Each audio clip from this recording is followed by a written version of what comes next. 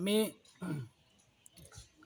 গ্ৰাম্য সাৰথী cooperative society লিমিটেডে অইনবেলিৰ দৰে এইবেলিও দুখগ্ৰস্ত বিধৱা, অসহায়, ঘাটমাউৰা, বৃদ্ধ আৰু যিবিলাক কাণেৰে নুশুনা ব্যক্তি তেওঁলোকক আমি অইনবেলিৰ দৰে এইবেলিও বিশেষভাৱে সাহাৰ্য প্ৰদান কৰিছোঁ।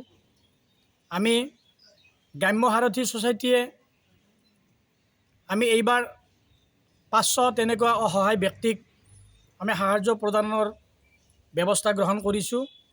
তাৰে ভিতৰত আমি আজি 150জন ব্যক্তিক আমি কম্বল বিতৰণ কৰিছোঁ। তাৰে ভিতৰত যিবিলাক ব্যক্তিয়ে কাণেৰে নুশুনে তেওঁলোকক আমি 20জনক আমি কাণেৰে শুনা মেচিনৰ ব্যৱস্থা কৰিছোঁ। ইয়াৰ পৰৱৰ্তী সময়তো আমি এনেকুৱা ধৰণৰ ব্যৱস্থা গ্ৰহণ কৰিম আৰু এই ক্ষেত্ৰত আমি ৰাইজৰ সহায় সহযোগিতা শ্ৰদ্ধা সহকাৰে আমি কামনা কৰিছোঁ।